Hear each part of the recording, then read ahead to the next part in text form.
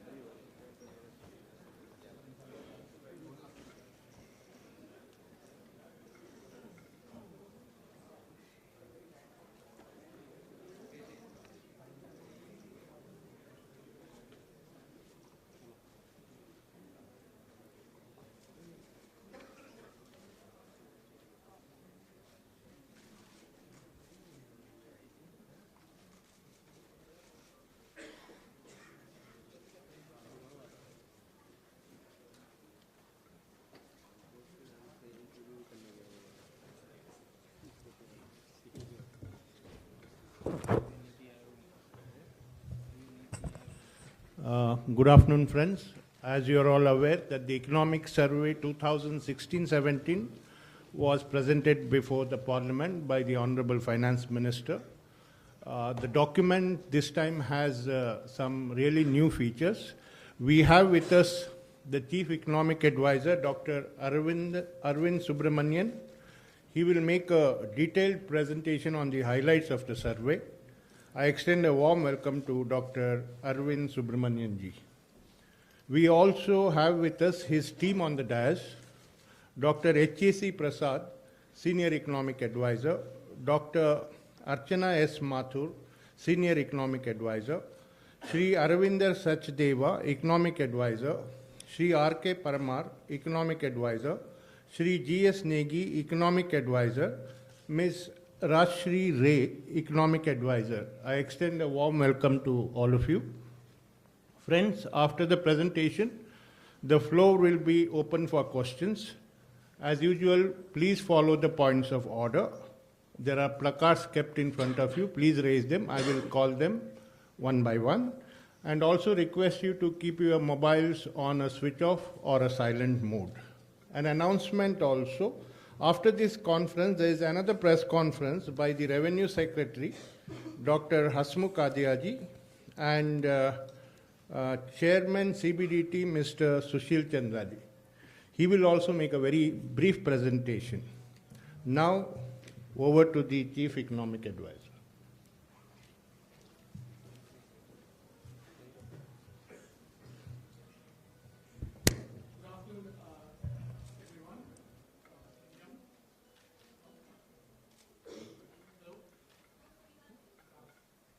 Oh, sorry. Is that better? Yeah. So, okay. Should we dim the lights, please, so that people can see the screen? So, do we privilege the TV cameras or the people here? Anyway, first of all, I'd like to thank all of you for coming, for all of you here, all of you watching on TV, and hopefully many of you watching on Facebook as well, where this is, I'm told, live. Mr. Malik, it's live on Facebook. Correct? Yeah? On the Ministry of Finance webpage, it's live there too. This is obviously a very important day for all of us in the Economic Division, and hopefully it's a very important day for all of you as well, because it is a really massive document we've produced this year. And I just want to remind you that this is just the first installment. So this beast has come in the first installment. It's going to be as big in its second installment sometime during the summer. Such a document would just not be possible, of course, without contributions from scores, I would say even hundreds of people this time. If you look at the list of acknowledgements, I hope we haven't excluded anyone, but there have been people from all over the world, private sector, public sector, academia, within India, all over India, who've contributed to this. And I really do want to thank them on behalf of the Economic Division. Of course, this is the collective product of the staff of the Economic Division, who deserve a lot of gratitude and congratulations. In particular, I want to thank the coordination unit headed by Archana Mathur, and also especially to Mr. Abdul Karim and Anthony Syriac for shepherding the process through the actual physical publication. I want to thank all the members of the Office of CEA who worked very, very hard for a very long time to produce this. There are two people in particular I wish to thank without saying that other people are not important. Everyone's been very important. All chief economic advisors need their own chief economic advisor, and mine is Josh Feldman, and who has really expanded the bandwidth of the division, the Office of CEA, and my own bandwidth. So heartful thanks to Josh. And my last but not least is I think I have to thank my fantastic boss, I call him boss, but he's actually the finance minister of the country. He has not only provided support and space to allow this to happen, but I think he will also have to be a shield for me when the reactions come in from all of you today and tomorrow. None of this, it goes without saying that none of this would be possible without the Honourable Finance Minister, and we're all deeply, deeply indebted to him for all the encouragement, support and guidance that he's provided. It's a long document. The presentation is going to be a little bit long. I beg your patience, your attention. I hope you'll be rewarded. If I see any of you, your heads dropping, I will start moving quickly. First of all, I want to begin by saying, what should be the aspiration for an economic survey? A lot of stuff has recently been written on the economic survey. What should it be about? And here I can do no better than quote one of the greatest economists of all time, John Maynard Keynes, who said, he said this about economists, but I think it's true about any good survey as well, that it must try and do everything. It must draw upon mathematics, history, philosophy. It must study the present and the past. And very importantly, it must be purposeful and objective, and its authors must be as aloof and incorruptible as artists, yet, like grubby politicians. So we have to try and do everything. And Amitabh Bachchan, I think, says this more colorfully, I think, when he says, isme drama hona chahiye, tragedy hona chahiye, comedy hona chahiye, sab kuch hona chahiye. And that's what the survey, I think, tries to do. We've probably fallen short of these lofty standards, but that's what we've tried to do. And that must be the aspiration for all economic surveys. Okay, the structure of the survey, it comes in 4 parts. Just to kind of entice and tease the reader, there's a section called 8 Interesting Facts About India that you probably didn't know. So those who are, attention challenged, they can just go to that. But apart from that, there are 3 sections, what we call the perspective, which is a kind of big picture take on the economy, short term and medium term. Then what we call the proximate, all the pressing challenges in the short term, and then the persistent, all of the medium term challenges. Obviously, this is a forward-looking, ideas, analytical-based document. There will be, as I said, a review coming later in the summer. But I do want to emphasize that this is a government document, absolutely, but it also aims to provide objective analysis. And what Keynes said and what the finance minister has kind of provided the space for is to be both purposive, but also dispassionate and objective. This is what we try and do. This has a lot of material, 14 chapters, a lot of it with medium-term issues as well. But today, given the constraints of time, I'm going to focus mostly on, what are some of the more pressing short-term issues. But I do hope that all of you, after, splashing headlines tomorrow, will go back and read, some of the other chapters as well. And there is a lot of food for thought here. So today's presentation, I'm going to go review developments. I'm going to talk to you about the near-term outlook, including the impact of demonetization, discuss the short-term challenges, and then conclude with some medium-term challenges as well. Okay, if you look back on the last year that's gone by, I would say that it's been characterized by robust macroeconomic stability. I'll explain how. There have also been a very impressive set of reform achievements. I will just highlight them.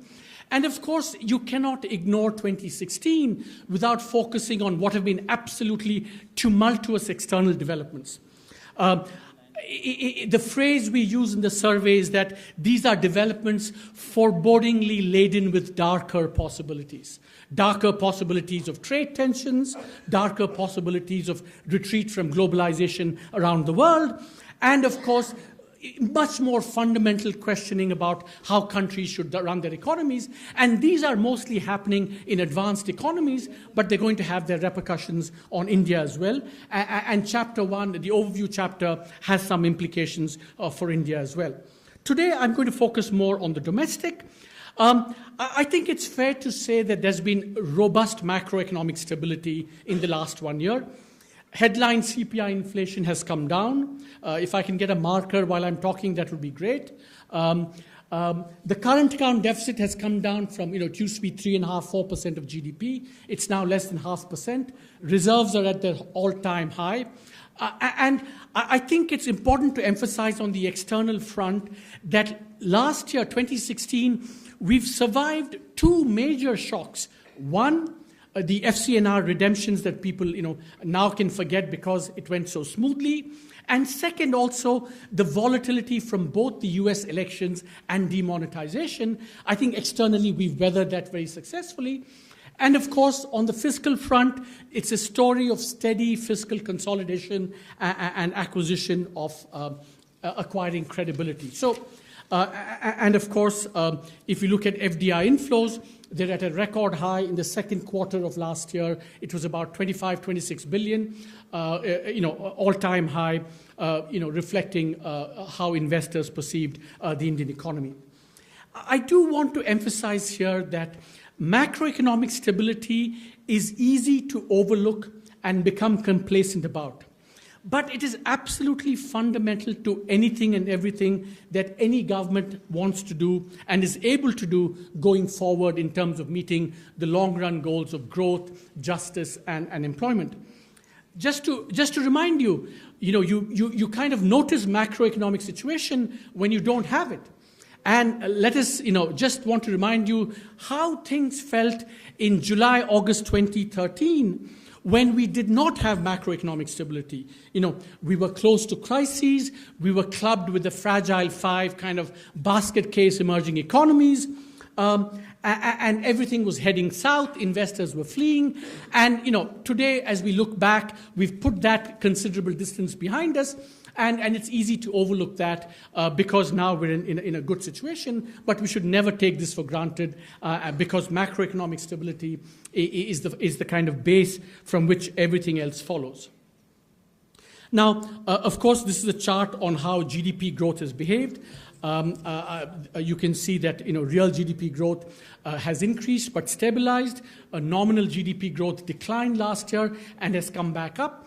And I would insist that, especially at a time when the CPI and WPI were diverging so much this year and last year, at last it's caught up, nominal GDP growth was an important indicator to monitor.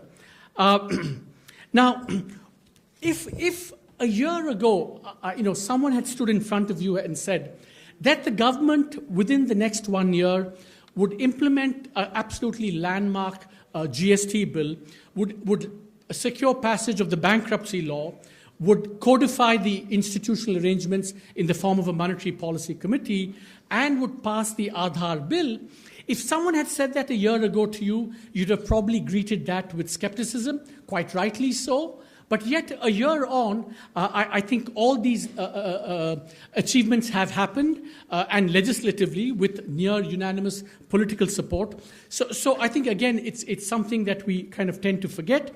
We've had, the absolutely, transformational GST, which is going to have all kinds of positive impacts on investment, on tax compliance, on governance, on growth.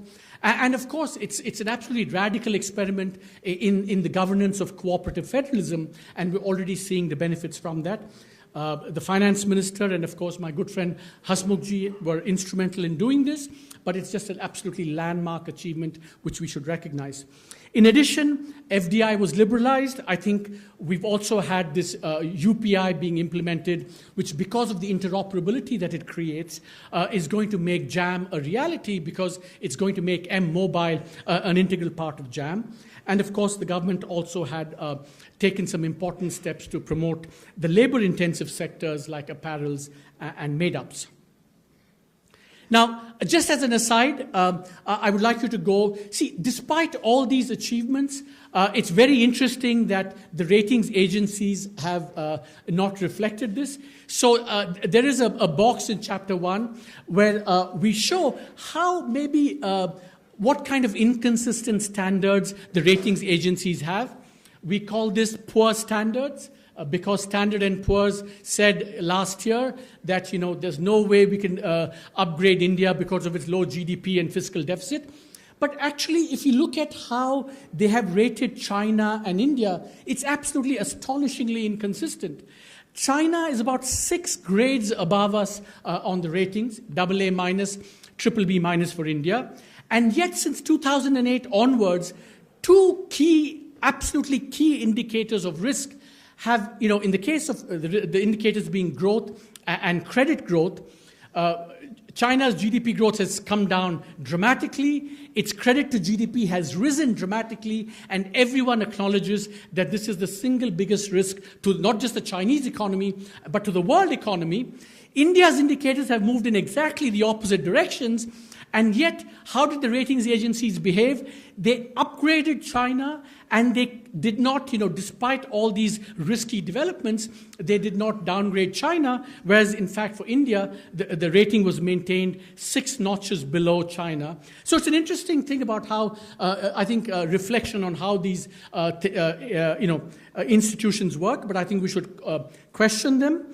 But this is just, I think, for all of you to digest and have a little fun on. Now, I've spelt out all the achievements of the government and the economy in the last year.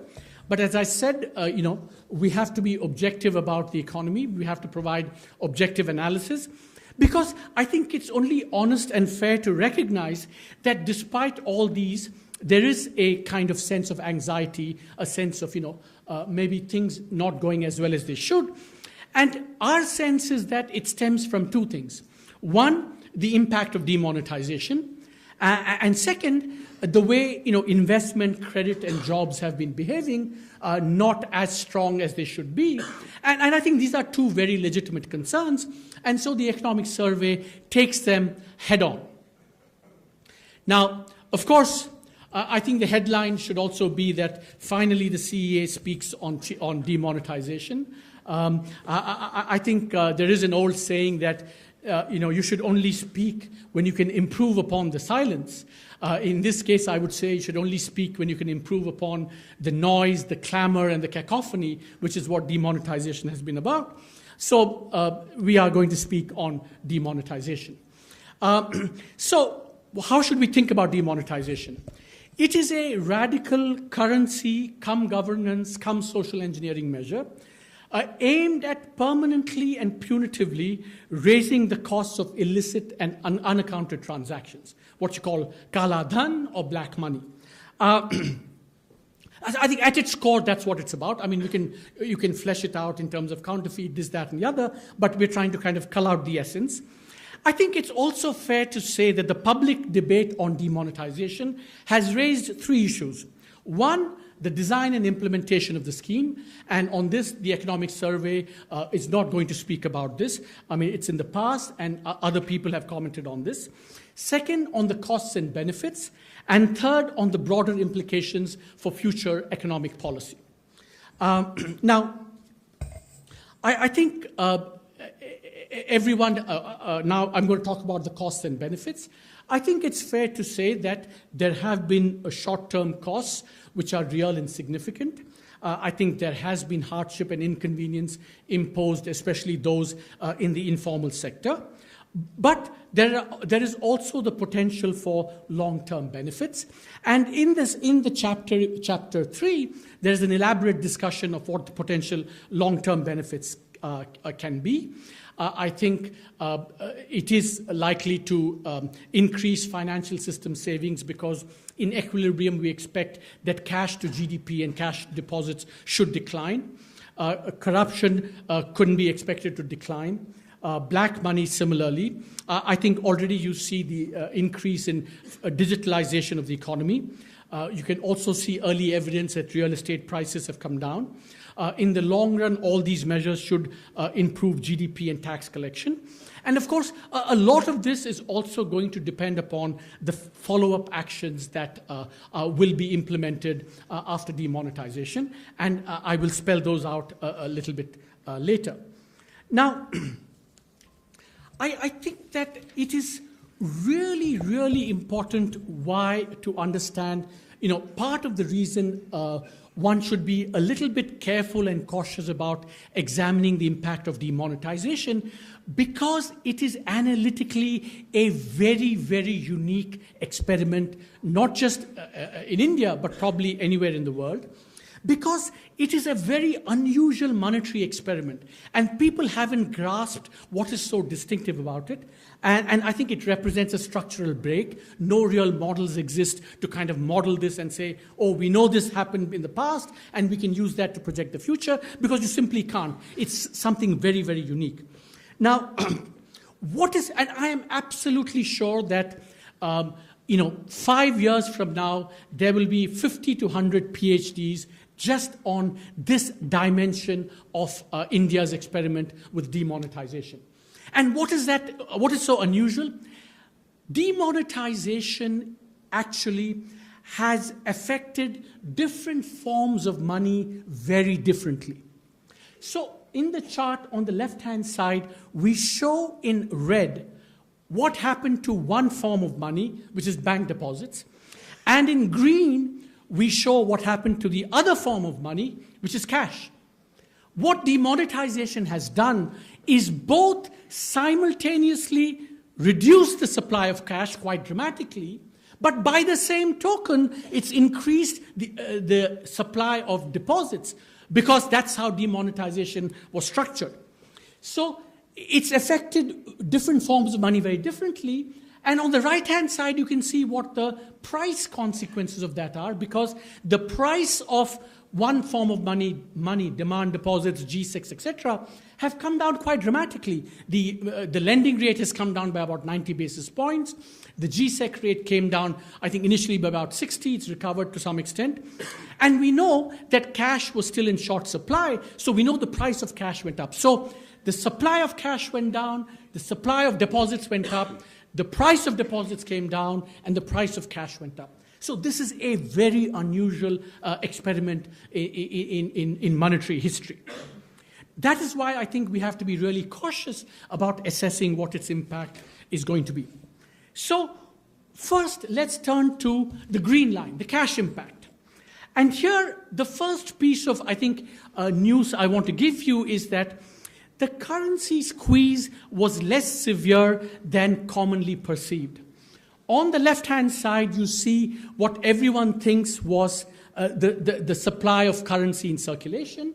On the right-hand side is our estimate of the currency in circulation. They're drawn on the same scales, and what you can see is that the decline on the left-hand side is actually much greater than the decline on the right-hand side.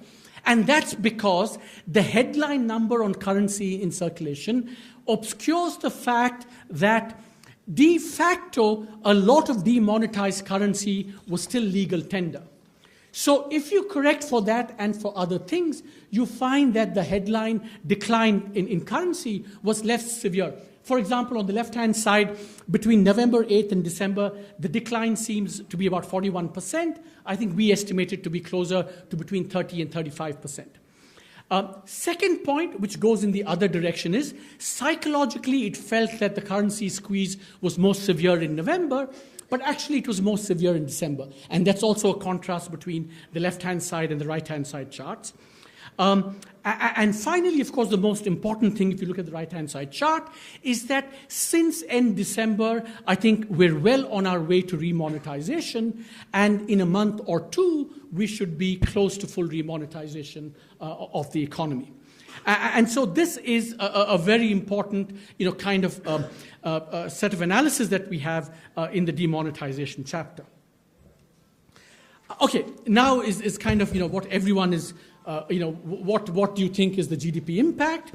And I think analytically, again, thinking about this carefully, cautiously, you can kind of see that demonetization has an effect on aggregate demand.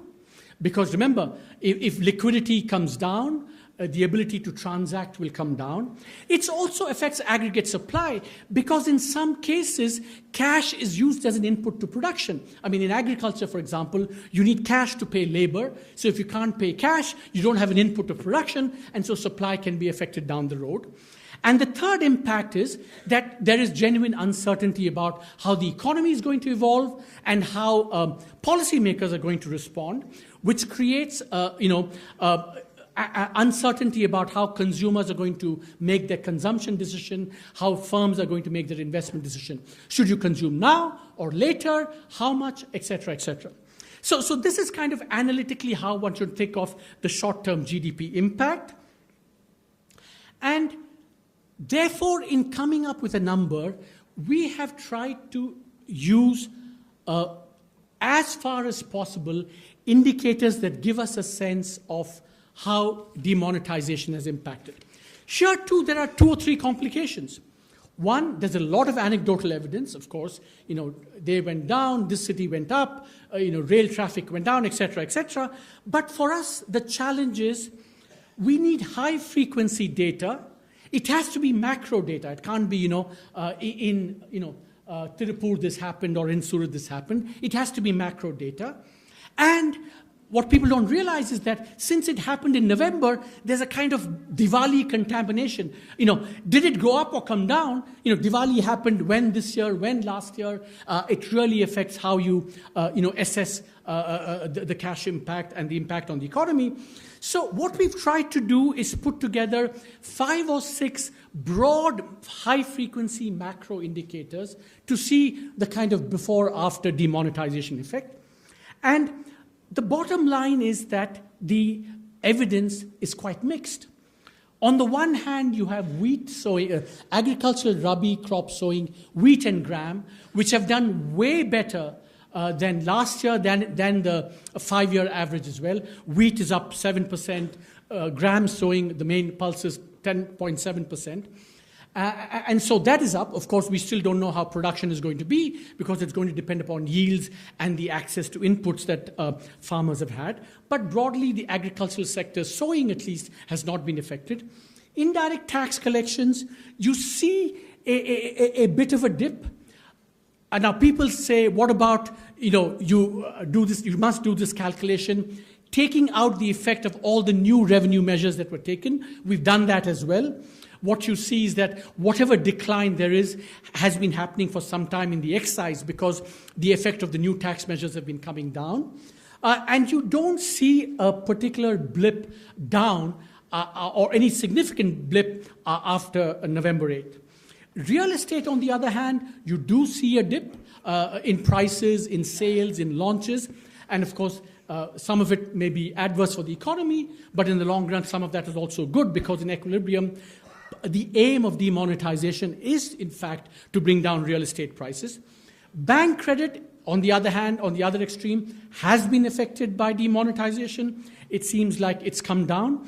And the most affected sector has been especially two-wheelers, where reflecting, I think, the demand from the less affluent and from rural India, demand has come down. So the overall picture is mixed. I think one should tentatively conclude that there will be an impact on GDP. The question is, how much? And so this is our real GDP outlook for the year. For 2016, we expect real GDP growth to slow down by about 1/4 to 1/2 percentage point relative to the baseline. I think it's also fair to say that given the way GDP is measured in India, recorded GDP will underestimate the impact on the informal sector. So these are now. Now, I want to sound a notice of warning to all of you. These numbers will be misinterpreted, will be mischievously interpreted, and so let me clarify how you should not report these tomorrow morning. 1, it is not appropriate to do a before-after comparison. Many people will say 2015-16 growth was 7.6, 2016-17 is Y. The difference between 7.6 and Y is the demonetization impact. Incorrect. The more appropriate way to do it is to do what would have happened in 2016-17 without demonetization and with demonetization. And that baseline is really the CSO's advance estimate, where they clearly said it was a without demonetization impact. which is also the survey's impact of the baseline, which is around 7%. And please, 7.15, 7.185, these are all, kind of misleading, spurious accuracy and exactitude, because there's so much noise in the data that you must think, in kind of whole numbers. So first, no before-after comparison. It's a with and without baseline comparison. Second, it is not appropriate to compare the levels of other forecasts with the levels of the forecast made in the economic survey. Why? For example, the IMF has come down to 6.6, but it was originally projecting 7.6 without demonetization. So that is a 1 percentage point decline, whereas we are projecting about a quarter to half a percentage point decline. So it's more appropriate to compare changes in other forecasts and those of the survey. I do not want to be held responsible for the over-optimism and the incorrect projection by the IMF. We are doing it relative to our baseline. We cannot do it relative to the baseline. It turns out to be an over-optimistic baseline by the IMF. Third, I think it's also not appropriate to compare one number of any other institution with the range provided by the survey, because by definition, when they produce one number, it says, we think most likely this is going to happen. Whereas what we are saying by providing a range is that essentially what you cannot rule out with any degree of confidence. So the quarter to half percentage point decline is relative to our baseline. It reflects the uncertainty in the process. And also it says that, this is what we are comfortable with, not that we think it'll be definitely at the higher end of the range or at the lower end of the range. That is the way. So I'm going to read what each of you is writing up tomorrow, and then I'm going to come back and hold you to task if you deviate from my sermon just now. Okay, but remember that, as I said, demonetization has short-term costs, potential long-term benefits. And really, what is now critical looking ahead is what are the follow-up actions to minimize the costs and maximize the benefits. I think this is where the focus should be. I think there should be a fast remonetization. And, the earlier that we withdraw the limits on cash, the better. I think the impetus to digitalization that the government has provided must be continued. But I think that one must be careful here. The transition must be gradual. It must be inclusive, because there are lots of people who are not digitally connected. I think we must be very mindful of them. I have a preference mostly for doing this via incentives rather than controls, not dictating outcomes. And I think at every stage we have to balance the costs and benefits of cash versus digitalization. I think we should remember that digitalization offers a lot of benefits, but it can also have costs because the poor especially don't have as much access. And similarly, I think cash, while a lot of it is prone to misuse, it also has certain conveniences which we must recognize. I think it's really critical. I've said this time and time again, and I'm saying this also because Hasmukhji is here. I think an absolutely natural follow-up to GST is to bring land and real estate into the fold of the GST, which will just, that one source of Kala Dhan, black money, which is real estate, bringing that into the GST with all the self-compliance that happens would be a huge benefit. In the same spirit, reducing taxes and stamp duties. And of course, we need to have a clear, stable, non-discretionary tax administration to allay any fears people might have in the aftermath of demonetization. Okay, what is the outlook for next year? Given the range we've given this year, I think we expect it to be in the 6.75%, 7.5% range for next year. I think the pickup, I think, as I said, the effect on GDP will be temporary. I think as remonetization happens, the economy will recover back to trend next year. And I think that two potential boosts to growth next year, which will lift growth next year. One, of course, is the catch-up from demonetization. To the extent that consumption has been held back, investment has been held back, credit has not been enough, cash has not been enough. As they ease going forward, I think the economy, the kind of grease that's provided and the consumption that happens should pick up again. And I think that one perhaps important source of demand next year could be the export revival from rising world GDP growth with possible spillovers to investment. As you know, the IMF has forecast that next year growth will be higher in 2017 than in 2016. And already we see some early signs of a pickup in growth. The chart on the left shows in the last few quarters, non-oil export volume from negative territory is now in positive territory. And even in our services exports, you can see the glimmer of hope on the extreme right, where finally volumes, in dollar terms, IT services are going to pick up. And especially if the world economy picks up, in the short run, that's expected because of actions in the United States especially. I think that catch-up in consumption as remonetization happens, a pickup in exports is something that can get the economy back to trend next year. How is our attention level, collective attention level? Good? Excellent. Okay, that's good. Because I'm getting now kind of warmed up a little bit here. Okay, remember that we promised that we'd be honest and objective. We gave you what all the achievements were, and we said that there were two challenges.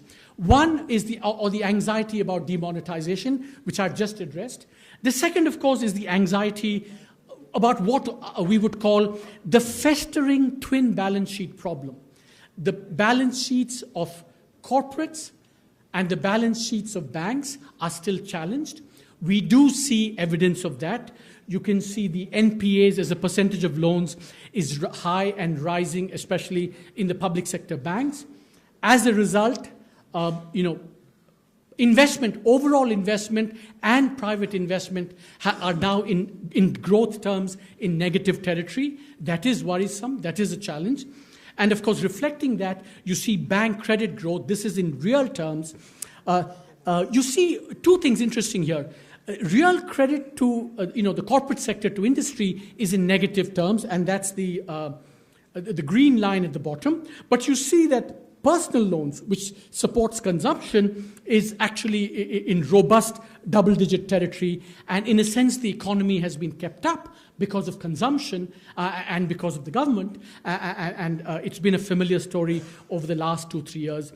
So all those who say that there is no story to support what's happening in India in terms of growth, I think there is a story. I mean, the consumption and government have been the drivers of growth, and investment and exports and credit have lagged behind. And I think that rectifying that balance is going to be very important.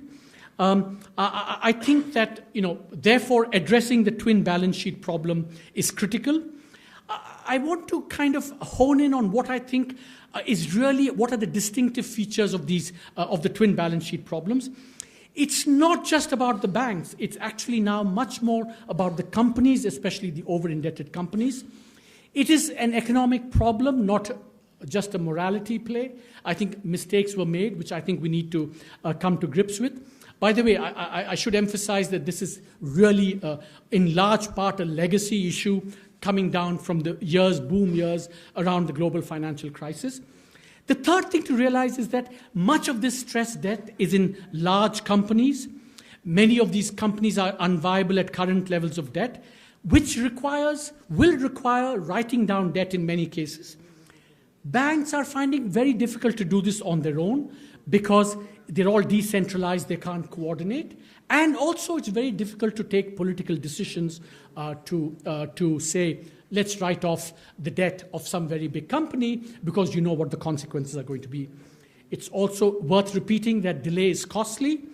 And therefore, in a sense, many of the current solutions have not really delivered so far. So one of the things we say in chapter 4 of the survey is perhaps it's time to consider a new solution, something like a public sector asset reconstruction company.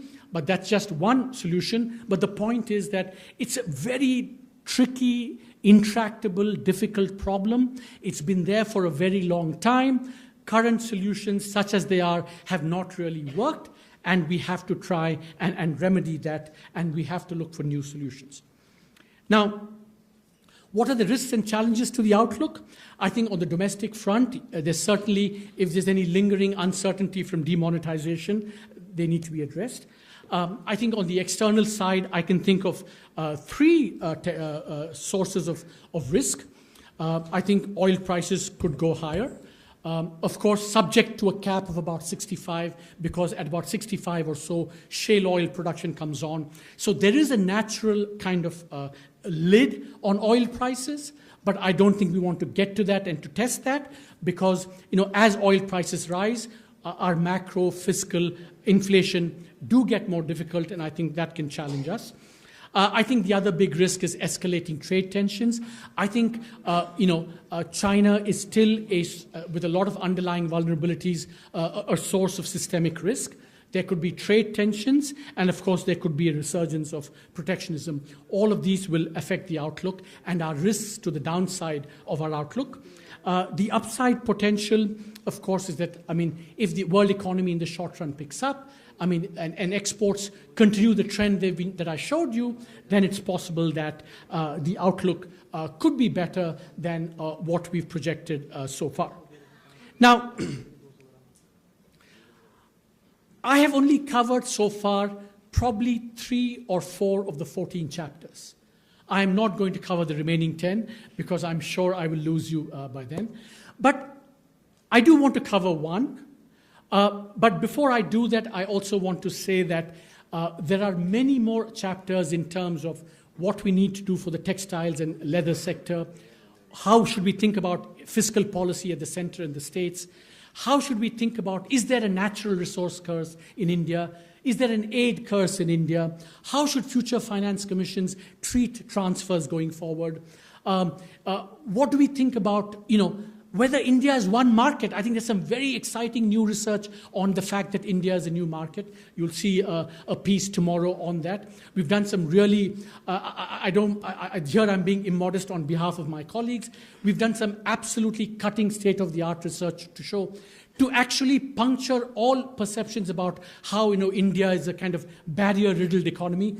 Trade within India is very, very high.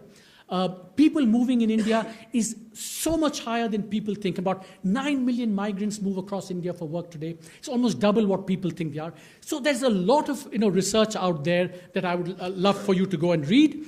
But I do want to focus on one other medium-term issue, which is that everyone and his uncle has a view on this. So do we. But I think they have a view because they think we're going to come out with a view, which I'm going to give it to you now, which is universal basic income. And the chapter is written up, I hope you'll go and read it, as a conversation that Mahatma Gandhi might have had, that you could have had with Mahatma Gandhi, or that he might have had with himself. I actually presented this on October 2nd at Sabarmati Ashram, where I was invited to come and speak. And he would have been genuinely conflicted by the idea. So it's not that he would have bought into this. And the chapter, in a sense, gives a sense of that, pros and cons. UBI, first of all, is a very simple idea. It's based on 3 principles: universality, everyone gets it; unconditionality, you don't have to do anything to get it; and agency, you don't get it in any particular form, like only if you get it in terms of cash, in terms of food, in terms of government buildings, etc. You get it, as cash. Now, the key merit of this is that it has the big potential to improve upon weak targeting of current schemes. And here, again, my team have done some new and really excellent research, which kind of is captured in these 2 charts. So the map on the left shows where do you see the most poor in India? And that's the red. So red is a lot of poor, green is very few poor. And the right-hand side shows what is the shortfall of spending in government programs that goes to those districts. And you see that the color pattern on the right-hand side is very similar to the pattern on the left-hand side, which basically is saying that, wherever there are more poor is precisely where you have a shortfall in spending. And our rough calculation is that, based on analyzing 6 programs, but also looking at the past, in those districts which account for 40% of the poor, only 29% of overall spending goes there, which means essentially it is intrinsic to government programs in India that they will exclude the needy, the poor, because the take-up of these programs will be best in those states that are better governed, which by definition have the fewest poor.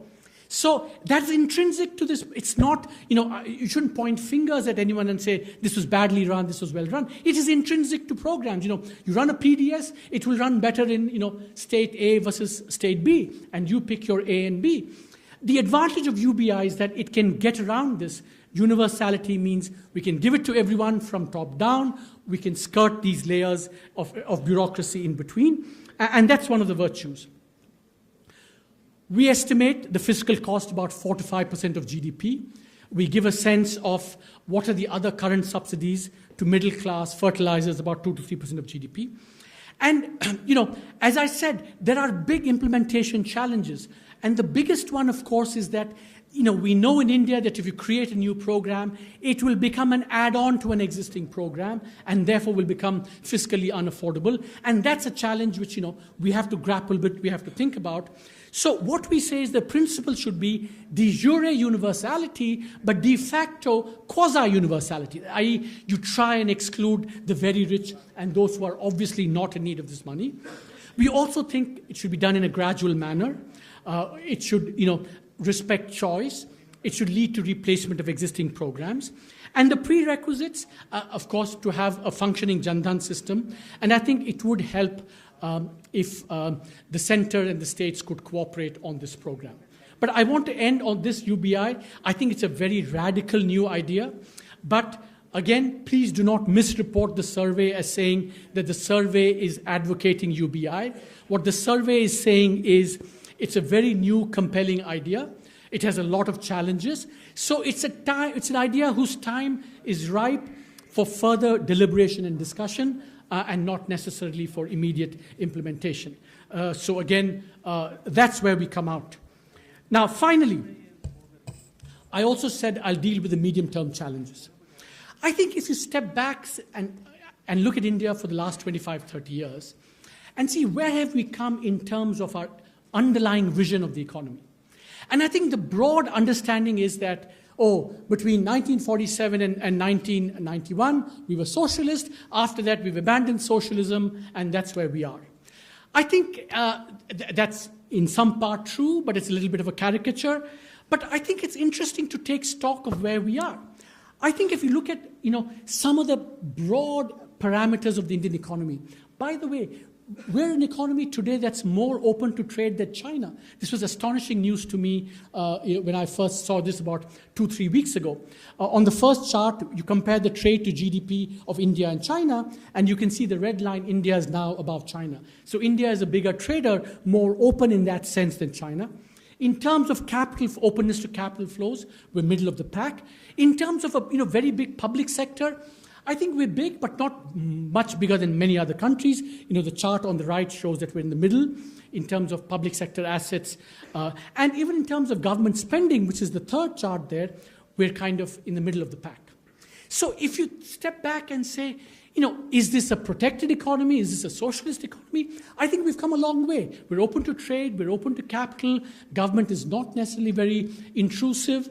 And the bottom chart shows that for a democracy over 35 years, we've actually done very, very well, probably amongst the fastest growing democracies in the last 4 or 5 years. And yet, I think 3 what we would call meta challenges remain. Meta meaning in some ways much deeper and more profound than anything else. In chapter 2 of the survey, which I would urge you to read, the chapter is called The Economic Vision for a Precocious Cleavaged India. We think there are 3 fundamental problems, meta challenges. Inefficient redistribution, I gave you a sense of that.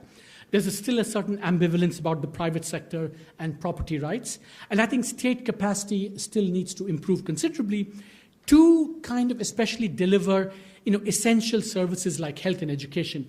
I think on the states on their delivery of health and education have not made as much progress as they should. I don't even think there's a dynamic in India, the competition between states dynamic, which is very powerful when it comes to attracting investment, talent, boosting FDI.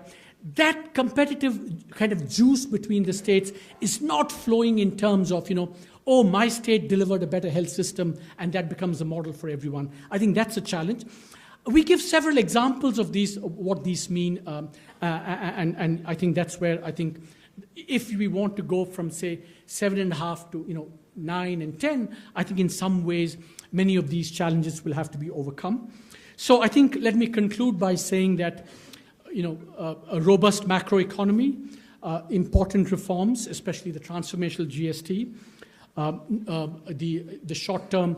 I've been through the anxieties about demonetization. I do think there's a short-term challenge about how to revive private investment credit and exports in order to boost employment creation, because as we all know that with India's demographic dividend, I think the central challenge is job creation.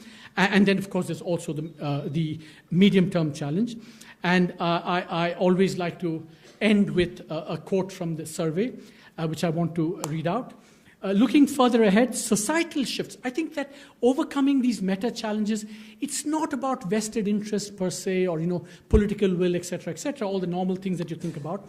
I think we require deeper societal shifts in ideas and narratives to overcome these meta challenges.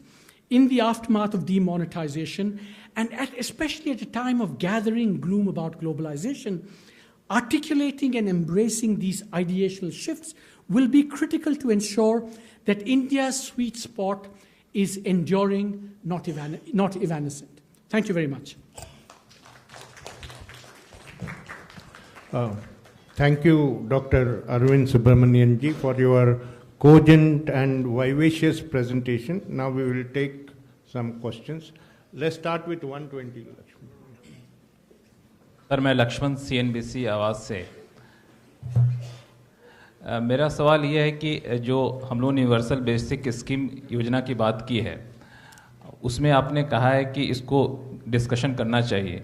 आप ऐसा कहेंगे कि इसको pilot project के तौर पर तुरंत implement करना चाहिए, इसके एक्सपीरियंस को देखना चाहिए, फिर आगे फर्दर इसको इम्प्लीमेंट करना चाहिए? क्या इसके पक्ष में आप हैं? और सेकंड, नेक्स्ट ईयर फॉरकास्ट का रेंज आपने काफ़ी ज़्यादा दिया है, 75 बेसिस पॉइंट दिया है, इसके पीछे क्या वजह है? दोनों बहुत अच्छे सवाल हैं. First question,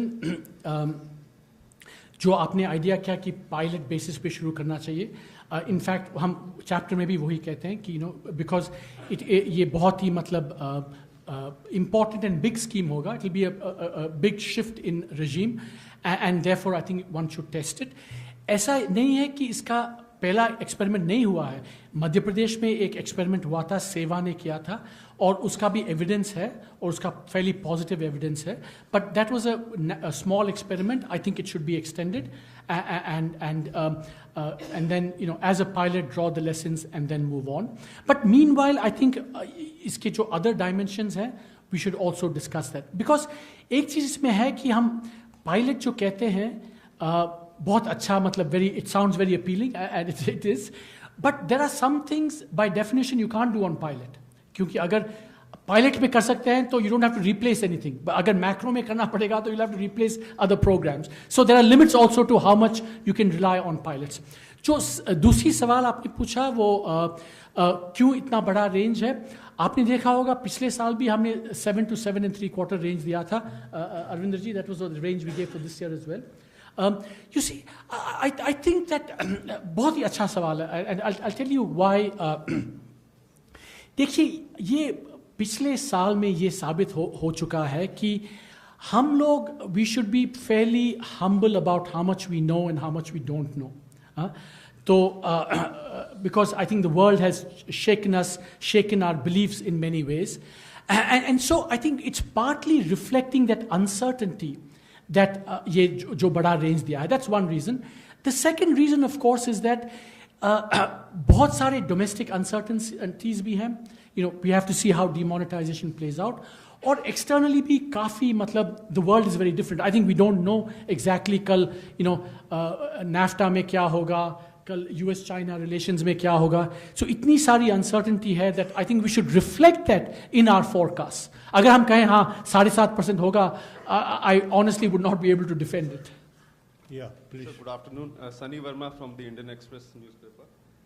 The Congress party yesterday in their economic report card they showed that only 1.6 lakh jobs were created in 2016, quoting Labour Ministry data. So, against the addition of 12 million to the labour workforce, so is it a jobless growth that we are headed to? See, let me say a few things on this. I think in terms of where we're headed, it very much depends upon, I think, three things. First, the level of growth. If you can do 7, 8%, 9% consistently, the jobs will follow automatically. One. Second, the climate we create for investment, especially private investment and exports, that will be critical, which I think, again, there are challenges. I think we need to address them. Third, I think, which also is important, is that while you do some macro measures, we also need to maybe target some of our responses. And that's why I'm a very strong supporter of the apparel and textile package that we enacted last year, because it's aimed precisely at those, unskilled, low skill intensive jobs, which is what India needs. And also, I think we need more jobs, but we also need more formal sector, high productivity jobs. And I think the push to digitalization, I think, can help on that score as well.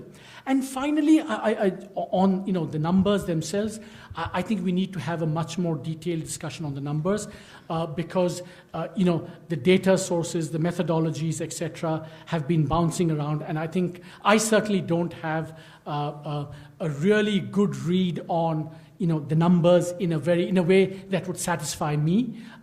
Maybe others do, but I think the broader point is that there is a jobs challenge. I think that's been rightly identified, and the question is, what should be the responses to address that job challenge? Yeah, one second. So Shubham from Cogensis. So this is related to the fiscal policy mentioned in the economic survey. There are 2 points. The first one is where you've said that fiscal activism of the advanced economies is not relevant to India. And the second one is that the debt decline should rely less on favorable growth and more on primary balance adjustments. Does that mean you're saying we should target now primary deficit instead of fiscal deficit? And the first one, are you indicating more towards contraction or expansion of on the fiscal side? Yeah, see, I think, let me take each of these questions. I'm glad you've read the fiscal chapters. Thank you very much. See, I think that on the first point, we no longer live in isolation. We live in a world where there's so many things happening, and then we need to interact with the world at the level of ideas. Now, the understanding of fiscal policy internationally has changed dramatically. Right? And there's a really great piece by Jason Furman, who just retired as the chief economic advisor to President Obama. And there, the case is that we need more activism in fiscal policy. And we say that, precisely at a time that the world is revisiting this, we might be tempted to revisit ours as well. But the experience of India is that one could almost draw the opposite lesson. Because it's very interesting in India, if you look, our two major financial crises, BOP in 91, 2013, were both preceded by fiscal expansions. You see, and the interesting thing, what happens in India, especially in the last, after 2005, when there was a boom, we didn't save enough, and when there was a downturn, we increased the deficit. So fiscal policy becomes pro-cyclical. I think we should avoid that pro-cyclicality, and therefore any fiscal rules, and you will have to wait for the FRBM committee what they say, but conceptually we should devise rules which say that if there's a boom, there should be a check on how much you can spend. If there's a bust, yes, you should be allowed flexibility, but not so much flexibility that you bust the targets, and you should come back toward fiscal balance. In fact, the 2013 crisis, I think one of the reasons was we expanded our deficit and we didn't come back quickly enough to a path of fiscal rectitude. That's point number one. Point number two is that what has also been true, so that's what we call the flow problem, spending and deficits. Then there's a stock problem, debt. We've reduced our debt enormously from about 80+%. Now we're down to, just about 66, 67%, I think. But in the last few years, 3-4 years, actually debts started rising again, debt to GDP ratio. And the reason that's happened is that I don't want to get too technical about this, but debt evolves depending upon how fast you grow, what your cost of borrowing is, and what the primary deficit is, which is your revenues minus your non-interest spending. Essentially, we've reduced our debt because growth was high. We've not really focused on the adjustment, the pure fiscal adjustment, and so we need to do the adjustment. Now, whether that should be gradual or fast, whether that should be based on fiscal or primary deficit, these are issues that I think we can have discussion about, and you'll see that discussion in the FRBM report. Yeah, number 6, yes. Sir, hi, I'm Ruchi Bhatia from ET Now. Firstly, congratulations on such an extensive survey. I have 2 questions. It's not enough if you say it's extensive, you should say other things as well. So between One thing, if you don't mind, I request one question because there are so many others waiting. Okay. You're pegging growth between 6.5 to 7.5%, and also you're saying that inflation is largely stable. Does that give the RBI a lot of headroom in the future for any sort of rate cuts, or do you believe the external factors will be too much to handle? And also, you also studied the impact of demonetization exercise. Do you think it was really worth the pain, or was there something else that the government could have looked at? See, on the first question, as I showed in the charts, what is really interesting about demonetization is that cash supply went down, but the supply of other forms of money went up dramatically, and that brought interest rates down. So in a sense, we're in a situation where market interest rates have been trending down. And so the question is, should the policy rate recognize and validate that or not? And that's a call that the RBI is going to make. But in some ways, the market is already signaling that, because of the way demonetization has worked out. Now, in terms of the question about could it have been better, I think counterfactuals I will leave for historians to answer. I think I'm just a kind of narrow economist who kind of wants to look ahead. Yeah. Sir, Sapna here from CNBC TV 18. Your fiscal chapter is very important, very interesting, especially the fact that the FRBM committee has already submitted its recommendations and tomorrow is the budget. Having said that, sir, you have spoken about the overall contours of how fiscal prudence has done well for India, and we should continue on that path, but you're also saying that probably it's time now to adopt a new fiscal, a new FRBM Act. The last one is pretty outdated and that is well known in various quarters. So what is it that we are talking about over here? Are we talking, is the survey talking about a new FRBM Act coming in altogether? That's the push? Or are we talking about the fact that probably whatever we have followed so far in terms of, that we expand when there's a crisis and we don't when things are fine? Should it continue as is? See, I think, the job of the survey is to kind of analyze, what has happened and draw certain lessons from that. I think it's not, it would not be wise for the survey or for me to say, what the FRBM, framework should actually look like, because there is a report out there. You will see, all this discussion in there, and I think let's wait for that. But what we've tried to do here is to draw out what the principles, what the experience has been for India in the last, and how, what needs to be addressed is what we identify. How it should be exactly addressed, I think the FRBM committee has delivered a report on that. Yeah, 59, yes. So, Arup with Business Standard, when you speak about the public sector asset rehabilitation agency, you're essentially talking about a government-owned bad bank. So why do you think when those private ARCs have, and why would the taxpayer pay for such a proposal? See, I think it's a very good question. I would urge you to read it carefully. See, remember that we've had private ARCs already. It's not that we don't have private ARCs, and their record has been very, very patchy. There's not been a whole lot of activity under that. The amounts involved are small. And also in the case of private ARCs, if you actually look at how they work, there are some fairly strange incentives for this, and that's why it hasn't taken off. And look, now, the essential point that we try to make is that, there is a problem, delay is costly, the existing solutions, including private ARCs, have not worked. And therefore, it's time to think of new solutions. One of them could be this, public sector agency. But I think that in terms of why the taxpayer would be willing to do this, remember, the taxpayer is already on the hook. Those bad debts are already there. They are in fact mounting, and in fact delay is going to cost the taxpayer more. So the question is not, by creating this, you don't create new liabilities for the taxpayer. If anything, you hope that on a net present value basis, the taxpayer will have to bear less with early rather than delayed resolution. Yeah. Sir Shishir ABP news से आपने अपने presentation में जो 27 number का slide था वहाँ पे आपने रिस्क का जिक्र किया था और एक पॉइंट आपने कहा था रिसर्जेंस ऑफ प्रोटेक्शनलिज्म, क्योंकि ये आज दिन ऐसा है कि अमेरिका में H1B वीज़ा को लेकर के जो लिमिटेशंस दिए गए हैं, जो नेक्स्ट ईयर का आप टारगेट दे रहे हैं, जो ग्रोथ प्रोजेक्शंस दे रहे हैं, कितना असर पड़ सकता है इस वजह से? बहुत ही अच्छा सवाल है. आई थिंक दैट देखिए ये शॉर्ट टर्म और मीडियम टर्म का एक टेंशन है.